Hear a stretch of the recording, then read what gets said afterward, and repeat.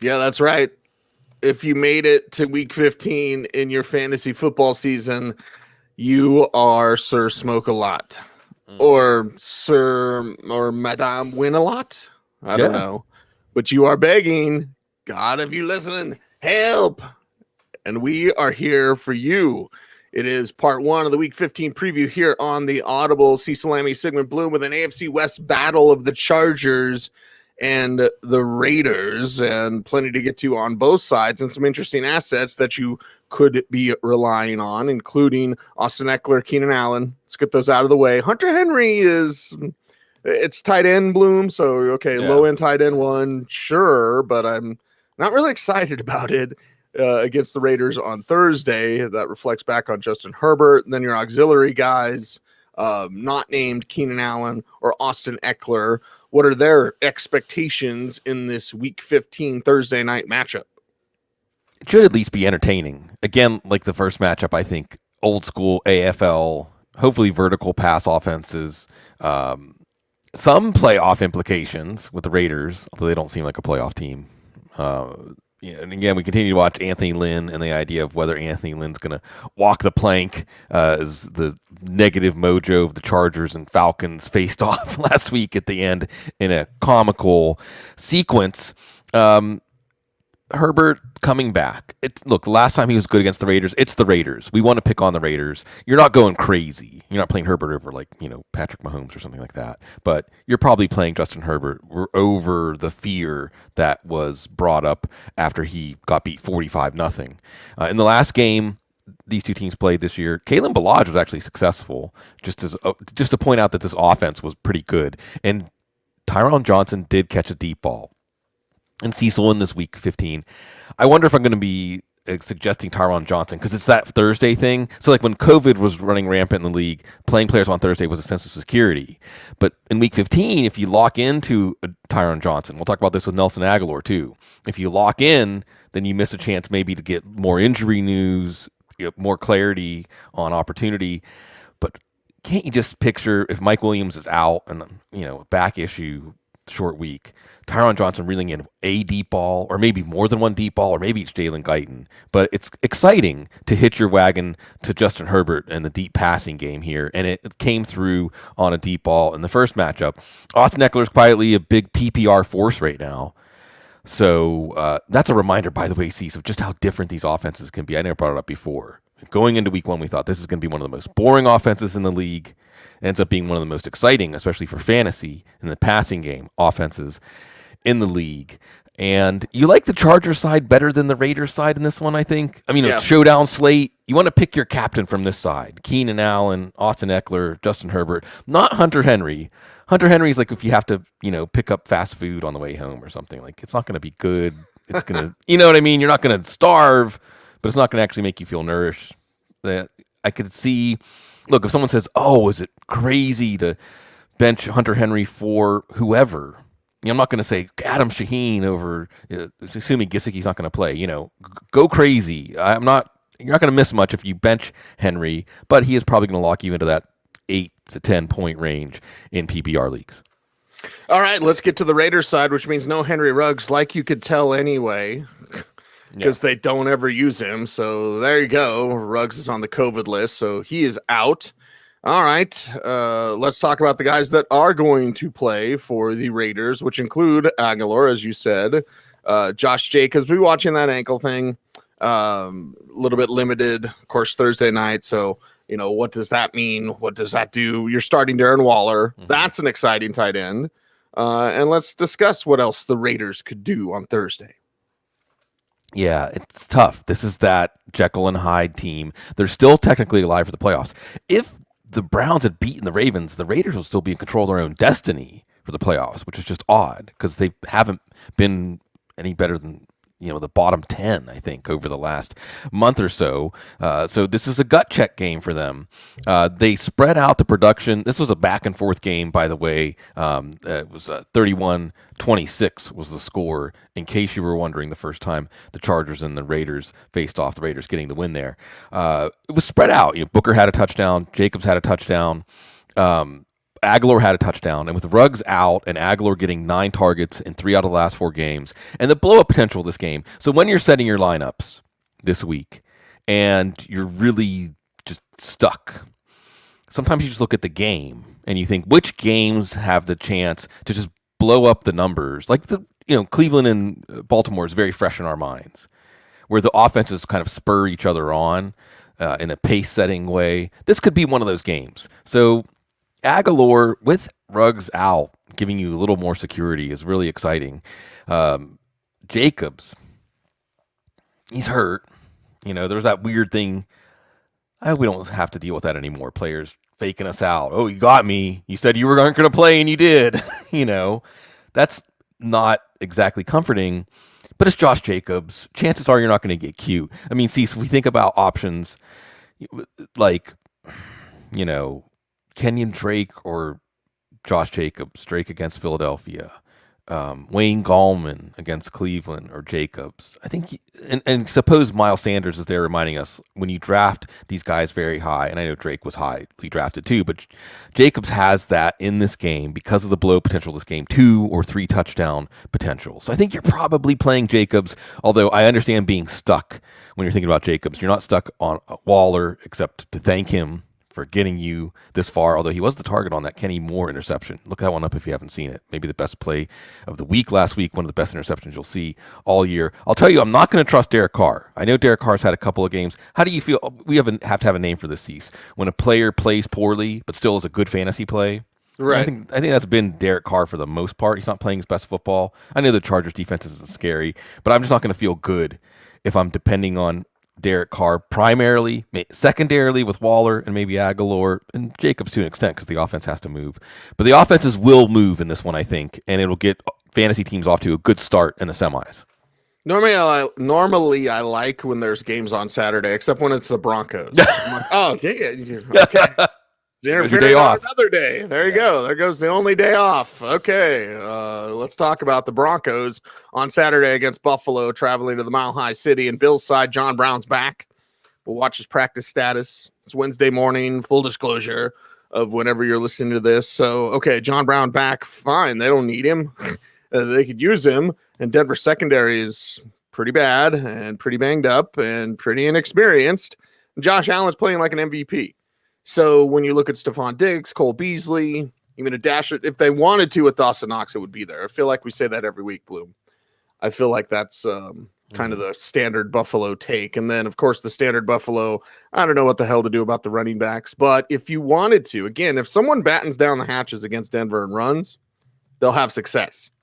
The Bills will probably have success no matter what they do. Yeah, that's the thing, right? I mean, one of the parts of my Bills side of this was just to ask you, like, oh, is Fangio lurking in the bushes? Is this going to be a game where he comes up with some stuff to frustrate Josh Allen? I'm not feeling it, but before I even get into it, what do you think about the prospect? Because every now and then Vic Fangio's defense will frustrate and thwart an otherwise at least good-ish offense. Are they going to be a big obstacle for Buffalo in this one? Well, and if they are, just batten down the hatches and run the ball. Like that's the thing. If you come out and like the stuff you wanted to try isn't working, Brian Dable's good enough to counter that. Yeah. So I think this is really a bit Dable versus Fangio thing. Fangio can confuse them, but their secondary's, I mean, pretty bad, pretty inexperienced. Yeah. And if you just, nothing's working, all we got to do is run the ball. That's the secret sauce against Denver. Yeah, and to that point, when they played last year, it was 20-3. Allen 3 for 2 touchdowns, 185, 56 yards rushing. Singletary 100 yards rushing. Gore had 15 for 65. John Brown and Cole Beasley both scored touchdowns in that one, even though it wasn't a big passing day. So yeah, Dable and Allen got round one, and they're even better equipped this time around. Josh Allen, an elite fantasy quarterback. I suppose Zach Moss is a Hail Mary, but one that could hit, keeping in mind that they ran the ball well. And as you said, Cease, that's the counterpunch if Fangio can frustrate some of the passing game. Like you said, John Brown watches on. So if Brown's back, good for Allen. Maybe it makes Gabriel Davis and Cole Beasley less attractive. If Brown isn't back, Beasley and Davis both feel like good plays. I mean, they just both feel like plays that if Beasley or Davis score multiple touchdowns or otherwise have a big, well over expected points play, will say we should have seen it coming. Like you said, Cecil, the quality of the secondary. And by the way, I also wanted to make a note here. Is Stephon Diggs for Justin Jefferson the winningest trade ever? Has there ever been more of a win-win trade in the NFL for both franchises? So kudos to everybody involved in that one. Brandon Beane and Spielman, and more of that, NFL. More of that, please. More of Drew Lock looking good, making quick decisions. And they've really simplified things, which they needed to do. And again, that's not a bad thing for a young quarterback, which Drew Lock is. We sometimes forget that. But, do you count on him this time against Buffalo? Buffalo's defense isn't great. And what's funny about Broncos country, Bloom, is I will praise Drew Lock and be like, yeah, but it's against the Panthers. And then people will hit me up and be like, you've got to praise him more. I'm like, no, I don't. I know what's going on behind the scenes. I know how they have to change that offense for him. I know how that they have to tell him where to go with the ball. Okay, that's fine. If that's what you have to do and it works, who gives a crap, right? 75+% completion and 4 touchdowns and all that. All right, you're running out of time to prove you're the guy. Philip Lindsay's hurt or in the doghouse or something. Something's going on there. So, you talk what the heck flex. I mean, I guess with Philip Lindsay, it doesn't make you feel good. Melvin Gordon's not going to be suspended because his DUI trial was pushed back to January. So he's good to go. He's kind of been the key of what they've done the last couple of weeks on offense. And then, it comes down to Tim Patrick as a wide receiver 3 flex play. Jerry Jeudy's the what the heck flex that you don't really trust. KJ Hamler's a flex with upside. And that you see that exciting play from. Noah Fant. We had our guy Spencer ask about that as well. Like, is Noah Fant worth starting? Yeah, as long as he's, doesn't have the bubble guts like last week. So, give him all due credit. That's 2 years in a row we've had some bubble gut problems with Noah Fant. Yes, I keep track of players' bowel movements, but you don't want to wet the bed this week in your fantasy league, which means your Broncos aren't terribly exciting. Cecil, you just hit on an incredible idea. Like the investigative reporter who sneaks around, and if players don't flush, you can analyze their bowel movements to know how they've been eating, know whether they're sick or not. There's got to be some sort of actionable data to come out of that. I don't know what's actionable to come out of this offense. I guess Melvin Gordon, he hasn't been pretty this year, but he keeps putting up weeks that at the end of the week, you're like, okay, I mean, it didn't hurt my team. He even has had multiple touchdown games twice this year. Ballot scores a touchdown as often as he doesn't. Just had a 100-yard game against Kansas City where he looked good running the ball last week against Carolina, which, a lot of players have. So Melvin Gordon, I guess. I'm really worried about Drew Lock to the point where I would say Buffalo defense is an option this week. When I say I'm worried about Drew Lock, it's just Leslie Frazier, Sean McDermott. It's a disciplined defense, good coverage. You saw how they diagnosed the Steelers with that trips formation and how Juju was going to run that route and sit down. And that to me is a well-studied defense, right? A well-studied defense should be able to checkmate Drew Lock a few times in this game. And because of that, like you said, Hamler gives you the upside. Patrick gives you the best shot at touchdown. Judy's the best player, but you're not going to play any of them because you're depending on Drew Lock. I just think I don't expect this to be a game. Last year it was Brandon Allen, and it was a different offense. It wasn't Pat Shurmur's offense. Is that good or bad? I don't know. It's Pat Shurmurello now. He's gone total West Coast. This is Scangarello offense. I don't know why they didn't do this week 1, but whatever. Right. So Fant, I guess, maybe, but he's not necessarily 100%. I wouldn't be surprised, though. I mean, at least if you play Fant, for instance, if someone said Fant or Henry, since we already talked about Henry, at least I know Fant has a chance of breaking a big play. I feel the same about Henry. So I could talk myself into Fant, but that's the nature of 15 tight ends this week. And I'm sorry you have to work on Saturday. Yeah, it's fine. It's totally fine because there's another game on Saturday that is more interesting because it's Aaron Rodgers against Carolina. The Carolina side of things, we already know Christian McCaffrey's not going to be out there. Rinse, repeat, Bloom. Okay, here comes Mike Davis. We already know about this. They don't use Ian Thomas enough. Okay, Robbie Anderson's going to be that speed threat. And then we're watching the health status of DJ Moore. And then you're hoping that Curtis Samuel can be flex with upside for Samuel. So Carolina's traveling to face Green Bay. How are they going to attack the pack? With PJ Walker, no, not yet. Maybe by the end of the game. I'm just obsessed with this, and I love Teddy. But so if DJ Moore's back again, I mean, this is better than the Denver trio, but you have a trio. DJ Moore, the best raw talent. Robbie Anderson likely to get the most targets. Curtis Samuel maybe the best playmaker. But this game is going to be cold, really cold up in Lambeau. Teddy Bridgewater, cold weather quarterback. I don't know. Carolina last week. You did see Mike Davis show up. So I think you have to play Mike Davis. Mike Davis is a running back one. We're not going to see Christian McCaffrey. But otherwise, because I'm not that excited about Teddy in the cold, I'm not that excited about this three-way split. I think this could be a game that gets away from Carolina pretty quickly because of Aaron Rodgers.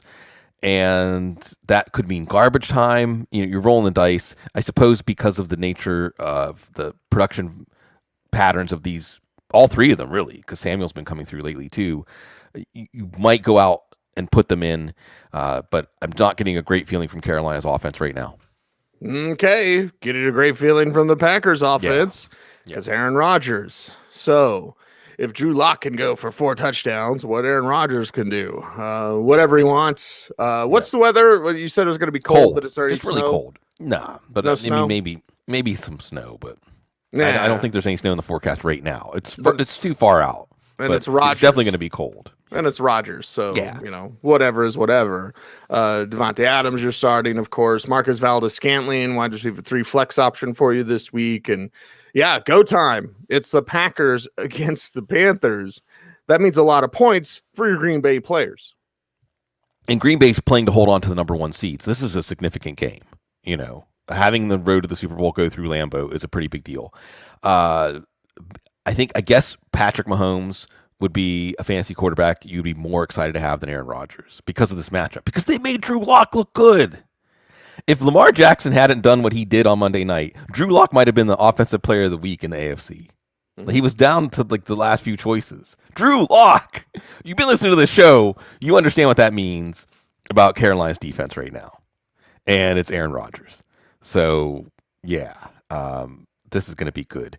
And because of that, I think if you've been playing Robert Tonyan, he's your guy anyway. Again, I think it's a wheel of fortune, but that wheel stopped on Marcus Valdes-Scantling last week. So if I have to put a chip down, I'd do it on him doing it this week. And he does have that long touchdown and multi-touchdown upside. Then you expect Aaron Jones to run wild in this game. Maybe even Jamal Williams as a what-the-heck flex. And Devontae Adams. Let's just say this, Cecil. A lot of teams with Devontae Adams are still alive right now. You know, a lot of them are playing in the fantasy semis. That's the kind of year it has been for Devontae Adams. Devontae Adams is always a reminder that, hey, first couple of years don't go great for a player. Don't completely write him off. Remember the old third-year wide receiver rule. So good to see the Packers tune up. Although I got to say, Matt Waldman made a speech on the show yesterday about the Packers not really knowing if they're in a real football game. And, in the AFC, NFC rivalry. So, if the road to the Super Bowl goes through Lambeau, it may just be a scene for the Packers to get punched in the face and not make the Super Bowl. Yeah, there was a time when people thought the road to the Super Bowl in Tampa went through Tampa. So it's Tampa and Atlanta. Tell me where we've seen this before, Bloom. And it's Tom Brady out there with the assets that, if they're healthy, you can trust your Chris Godwins and your Mike Evans. They haven't been healthy this year, though. That complicates things. What further complicates things? You really going to trust Leonard Fournette? That's what you're going to do this week? Okay. You've got Keyshawn Vaughn back in the mix. This is the latest coming out now. I think NFL.com had it, where Fournette, McCoy, and Keyshawn Vaughn are the top 3 running backs, as you've got pins in Ronald Jones' finger. I think it's his pinky, right, Bloom? Yeah. So, okay, there you go. You picking one of those guys as your running back? And then, of course, you're tied to Rob Gronkowski, blah, blah, blah. So it's Tampa. It's standard Tampa that we always talk about, Bloom, but it's also thrown in with no Ronald Jones this week. What does that mean against Atlanta? Yeah, we'll see. There's a chance Jones will play, but I'd still be wary. I'd be very wary. A running back with that surgery on his finger. It cost Godwin a week. Yeah. And that's kind of why everyone's thinking, okay, Yes. it'll be a week for Ronald Jones. And of course, if Jones is out, I'm not going with Fournette or McCoy. I mean, it's really desperate if you're going there. Honestly, so see, we could have looked at this at the beginning of the year or a month into the year and circled this and said, oh boy, if you have Tampa Bay players. Yep. Now you're going into this week, you're like, really? The thing is, Atlanta, you have the division opponent familiarity. So it wasn't like, and Minnesota's offense wasn't great, and it isn't like Tampa went air show on them last week. So I don't know if I'm shoehorning Brady into my lineup. I mean, I guess, so here's some of the quarterbacks that I'm not sure about this week, Cecil. I'm just going to rattle off a bunch of names, okay? Mitchell Trubisky against Chicago. I'm sorry, against Minnesota. Tannehill. Yeah, he's against Chicago too. Right. He is. That's true. Freudian slip. Tannehill against Detroit. Jalen Hurts.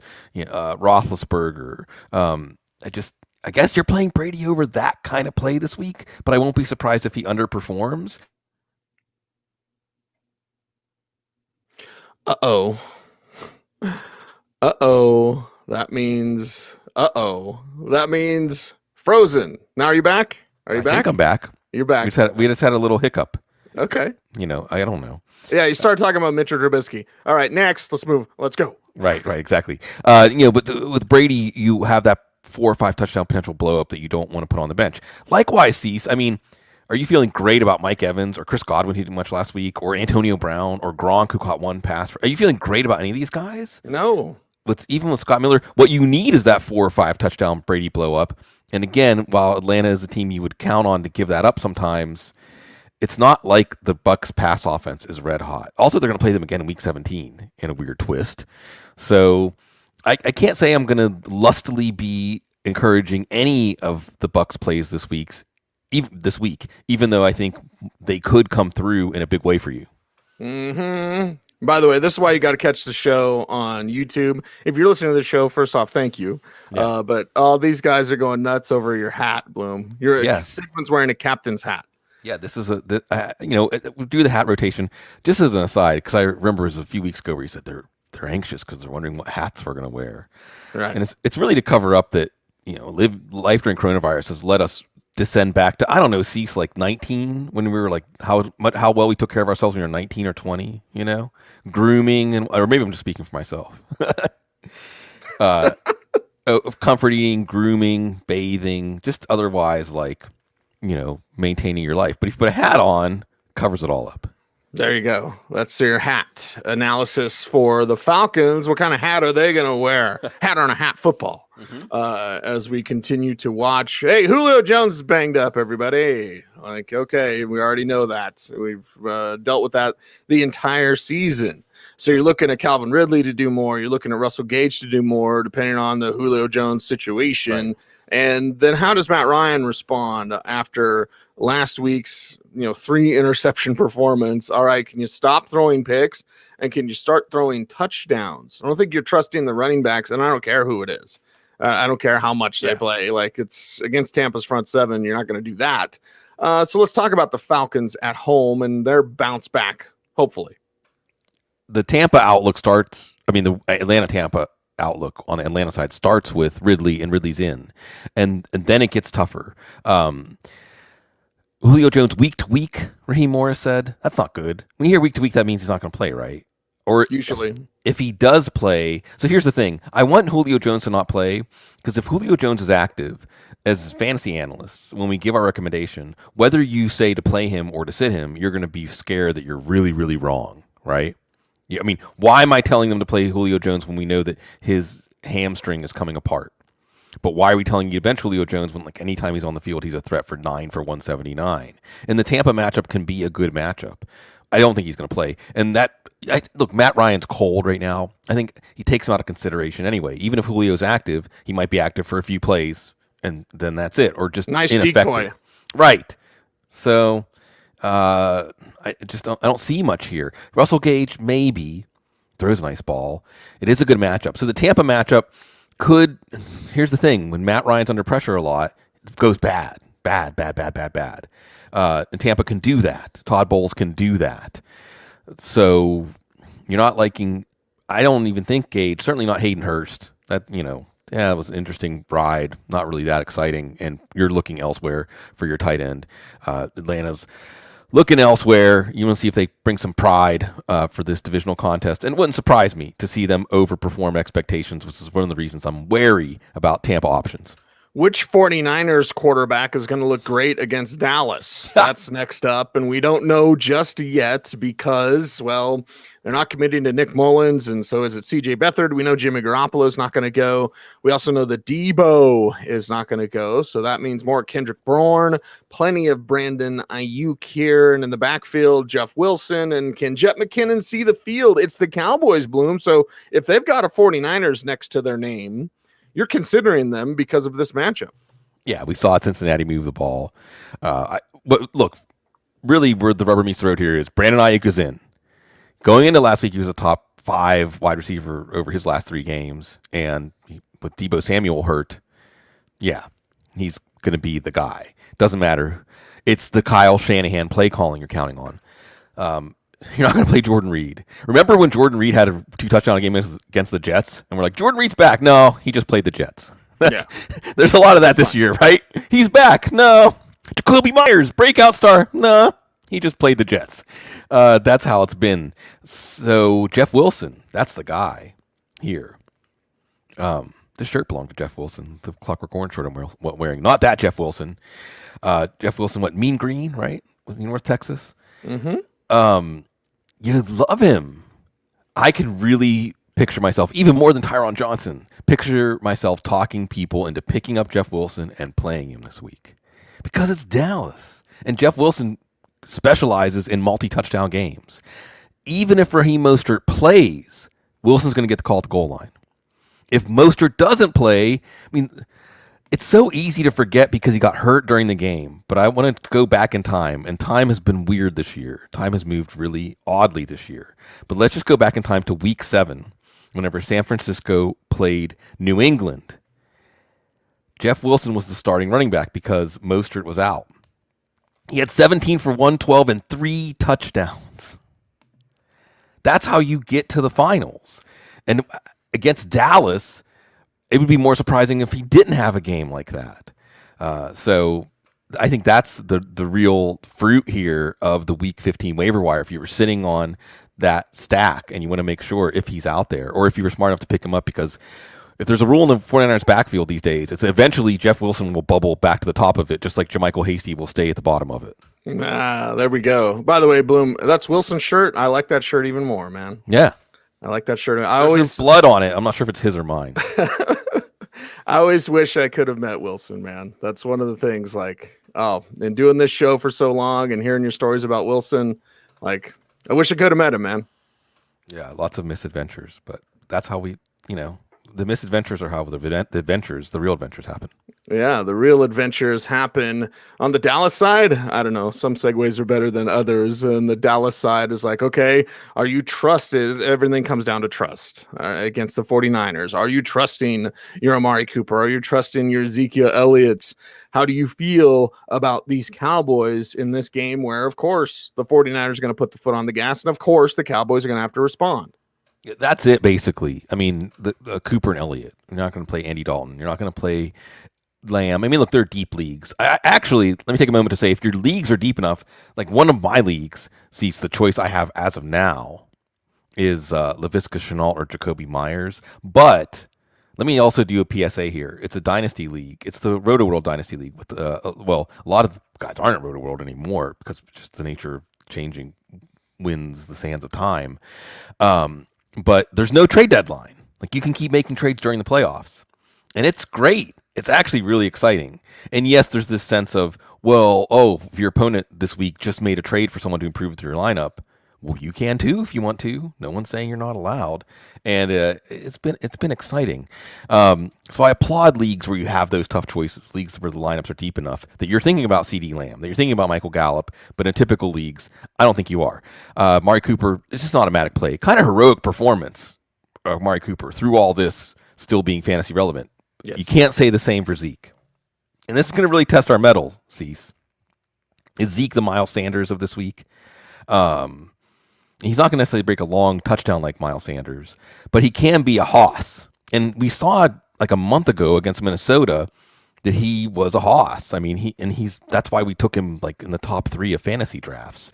Against Minnesota a month ago, he had 21 carries for 103. He had a receiving touchdown. And it's Robert Saleh at San Francisco, but you would expect Dallas and their offense to run reasonably well, to be functional. And if it's the thigh bruise that gave Tony Pollard more work last week and you leave Zeke on the bench, you're going to be really sad if that thigh bruise is better. So I guess there's a watch here on his practice status. If he gets back to a full practice, that makes you more likely to play him. And I think this is one of those things, Cease, when you just clear your mind. I mean, I guess a good counterpoint is Jeff Wilson, right? Like if you had to choose between Zeke and Jeff Wilson this week, but again, we're not knowing about Mostert. When you clear your mind, it's Zeke, man. I mean, it's fantasy football. And the idea is like you're calling plays and you're deciding who are you handing the ball off to? Who are you throwing to? I still feel like Zeke is one of those guys. Yeah, Zeke is one of those guys. And who do you trust in Detroit and Tennessee up next? And it's Detroit without Matthew Stafford. Again, it's Wednesday morning, so they haven't made a decision yet. He won't practice until the end of the week. That's what Darrell Bevell said yesterday. He also said he doesn't have to practice to play. Right. So you want to talk, there's complications, mm-hmm. and then there's, who the hell knows? We don't even have to. There's usually the wait till Friday thing. Right. Oh, Friday, he's full. Okay, he's going to play. Yay. We may not even get that, Bloom. So that definitely takes you away from Lions considerations, or at least makes you more nervous than you normally are about them. Yeah, nervous. I think that's a good way to describe this. When I saw that Matthew Stafford was hurt this week, I just thought, I hope he gets a chance like Rivers has this year to be in a better organization on a winning team at least once to see what happens. This just complicates things. And the sad thing is Tennessee's a good matchup. This is one we would want to target. You're not going to play Stafford or Daniel. And this is, again, with Stafford or Daniel in changes things. I still think you like Swift. What you hope is that Swift's illness plus the concussion eased him back in. He still got a touchdown. This week, you're back to him being the lead back, and it's a Tennessee matchup that's as good, whether it's Daniel or Stafford. And the good news with Swift is he can stay involved when the passing game takes over. If they fall behind Tennessee, they will. And then what else? So Chase Daniel, by the way, Tennessee defense, Chase Daniel's not the kind of backup quarterback who I think 3 interceptions or a bunch of sack fumbles. He's just going to play it safe. But that's not exciting for Marvin Jones and TJ Hawkinson. Maybe it's a little better for TJ Hawkinson's volume, less likely he's going to score a touchdown, less likely he's going to have big plays. So obviously, if you have Hawkinson, you're preferring Stafford. If you have Swift, you're preferring Stafford. If you have Marvin Jones, Stafford being in or out might be the deciding factor, right? Marvin Jones with Chase Daniel. And Marvin Jones, last year, he did have a 2-touchdown game with Driscoll. So I'm not going to say it's impossible that Marvin Jones has a big game without Matthew Stafford, but it sure feels a lot less likely. And you just feel bad for Detroit playing out the string. I know they said Darrell Bevell's making football fun again, but I feel like if Matthew Stafford's not out there, this game isn't going to be much fun for them. And it certainly isn't going to be fun whenever Derrick Henry is running at him. And if you're the Lions and your plan is to move on from Matthew Stafford, Bloom, which it is, that is their plan, you really want to trot him out there and risk injury? I mean, he tears his ACL in a meaningless game in week 15. You're not getting much for him in trade. Yeah. They want to move him. They will move on from Matthew Stafford this offseason.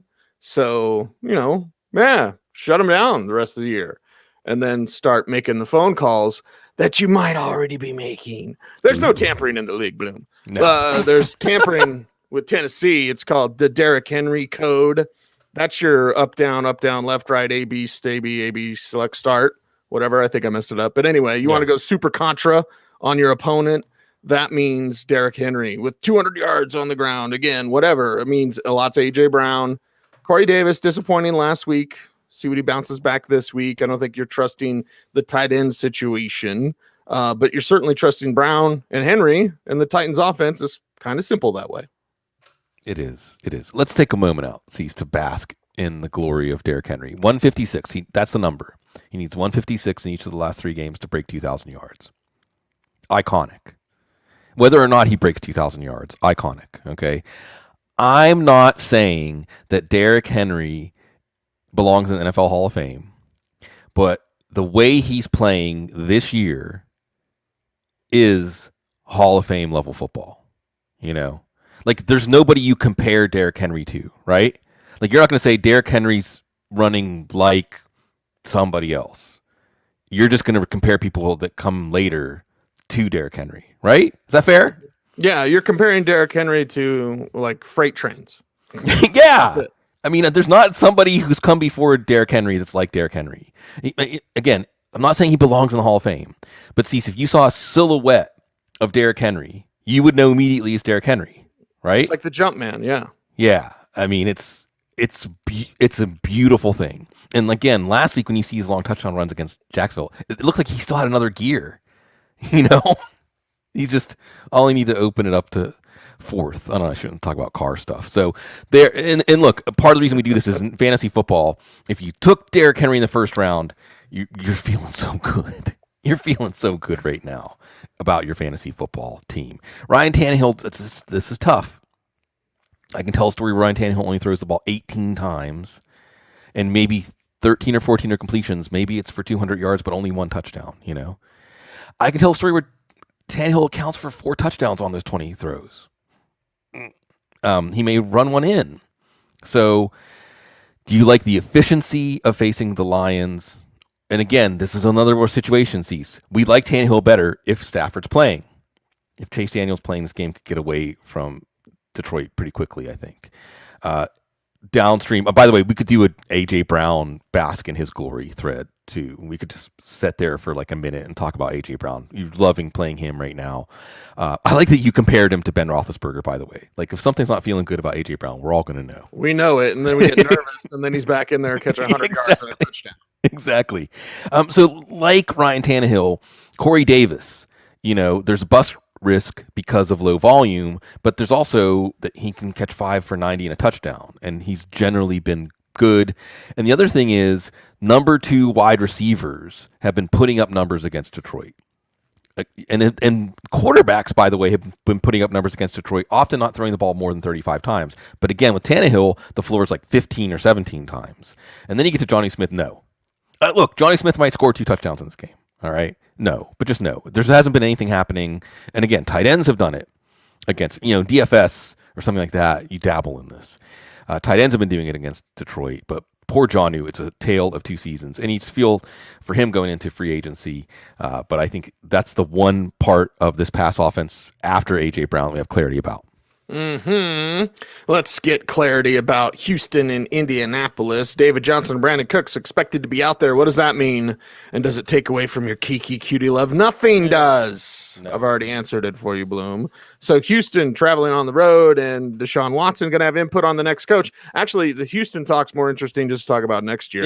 Yeah. This game, maybe not as much. But Cooks and Johnson, David Johnson, are expected to be back. Yeah, you like Deshaun Watson here. Remember, a rushing touchdown. It was miserable for him to operate in that offense last week at Chicago. And if he had a rushing touchdown that they gave him originally and then took back on replay, he still would have been a good fantasy play. So getting Cooks back, getting David Johnson back, you're liking him even better. Cooks, I think you got to play. I mean, you want to hitch your wagon to Deshaun Watson however you can, and Cooks is a really good way to do that. QT and Hansen. And again, I'm going to be...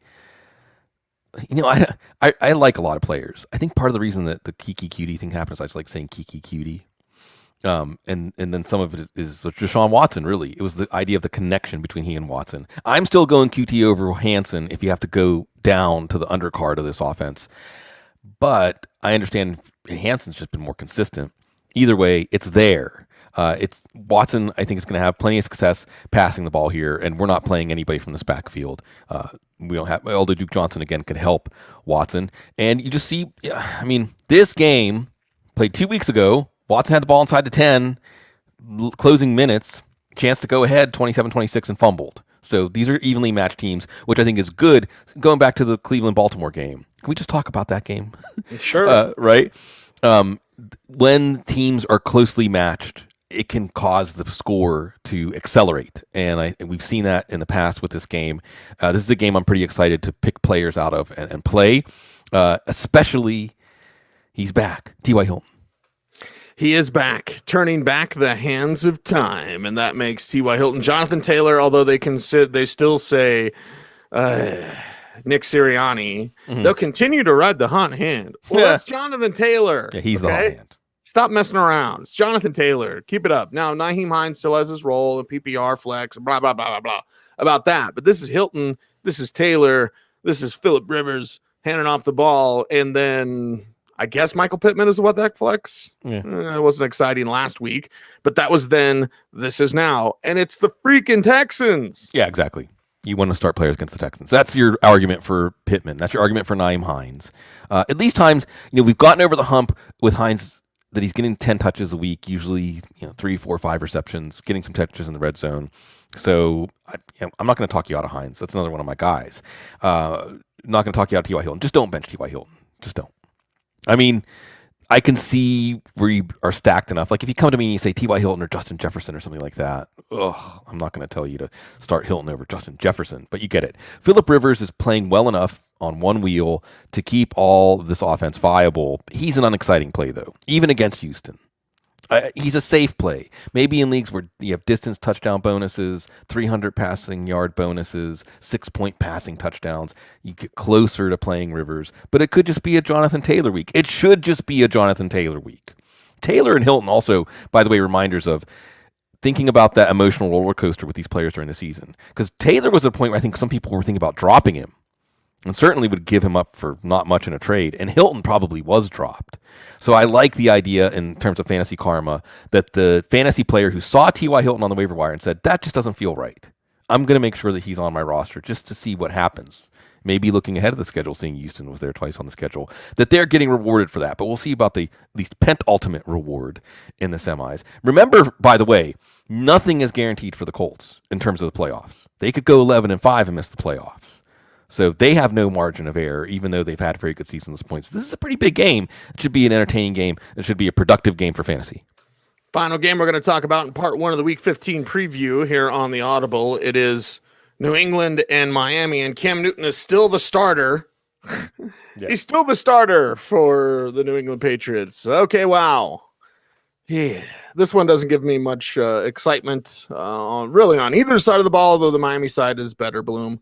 Let's get through the New England side, though. Let's talk about it. Let's just get through this game, general, right? Yeah. Because I was just talking about how teams, when they're closely matched, can sometimes spur each other to more offensive production. Pick up the pace of the race, like we saw against Baltimore, or the Baltimore-Cleveland game. This is the opposite of that. This, again, is that black hole, I think, of offense. I don't expect much offense. They did play way back in week 1, but kind of like Cleveland and Baltimore playing way back in week 1, the teams are different. These are different teams. Cam Newton had a good game. I don't know how you can have confidence in Cam Newton right now. I don't know how you can have confidence in this offense. A couple things to watch. They finally threw downfield to N'Keal Harry, and it worked. Hey, doing what he did well in college, giving him a chance to do that, they're doing it. So dynasty storyline there. Damian Harris had a couple 100-yard games. Watch his back injury and participation in practice. I could see a 100-yard game here just because the Dolphins can't pull away, and they can just keep running Harris. Job 1 for this offense is don't turn the ball over. Really, I think the Patriots go into this game saying, if we don't turn the ball over, it was a successful day on offense. And let's see if the defense and special teams can win the game. So that doesn't feel great about Jacoby Myers getting targets. It's Dolphins, picking off a pass in almost every game. Turnovers in every game. You just want to avoid turnovers. Again, if New England can be the first team to not let Miami take the ball away from them, that's a win, but that is a loss for fantasy. That is a loss for fantasy. A loss we're watching Devontae Parker's practice status. He's got a slight hamstring that sounds minor, Bloom, but it's Parker, and those never really are. Jakeem Grant's going to miss time. You've got injuries abound. Who's even playing at running back? Right. Lynn Bowden this week. Right. Again, okay, complications. And then Belichick will throw in that game where he's like, I just am going to craft something to not have you score. Exactly. So what's this going to be, like 9-3? Right. Maybe throw a safety in there, some more crooked numbers.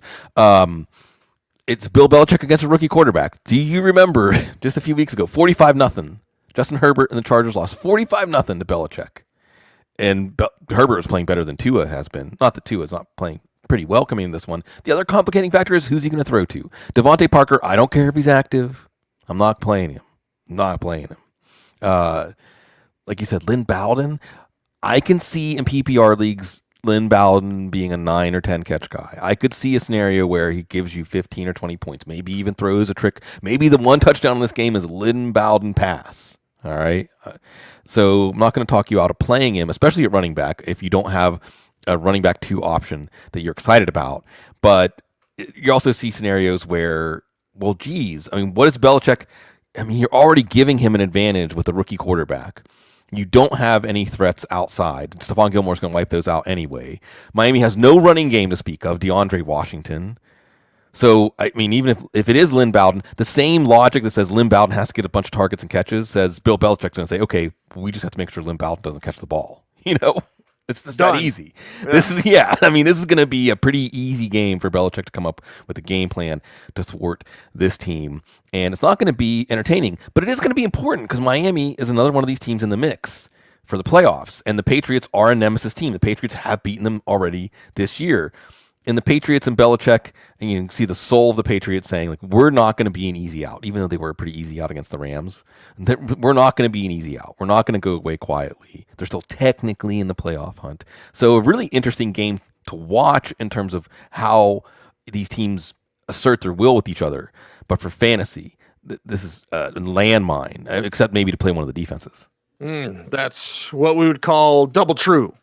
So on your Audible bingo... Yeah. Whether it's drinking or bong rips, because we're adults. There you go. That is a wrap for part 1 of the Week 15 preview here on the Audible. He's Sigmund Bloom. You follow him on Twitter at Sigmund Bloom. The show is at the Audible. I'm at Cecil Lammey. Make sure before you're out of here, guys, give us a like. And I've noticed a lot of our viewers are not subscribers, so subscribe. It really helps us grow the channel, and we certainly appreciate you guys for doing that. We have a tremendous audience on Spotify and Apple Music. We have for 16? How many years, Bloom? Yeah, 15 years. 2006. 2006 is when we started. So yeah, so 15 technically, right? Yeah, okay. We appreciate you guys. We thank you very, very much. By the way, approaching Bloom, I'll get the correct number because it'll hit next year. Because we're past this is episode 247 this year. Right. I always love when people are like, it's the 200th episode of our podcast. 1000th episode. Right. Well, we're almost to 4,000. So it's 3,964 today. Mm-hmm. So and let's not get suspended from the game like Pete Rose when we hit 4,000, okay? You got the baseball reference. I got it. I understood it. That's awesome. Okay, let's call this one a wrap. Be back tomorrow morning, 9:30-ish Mountain Time. And we appreciate you guys. Thanks for doing those YouTube things. Like, comment, share, subscribe, hit the notification bell so that you never miss a vid. He's Sigmund. I'm Cecil. We are the Audible. Stay tuned and stay frosty.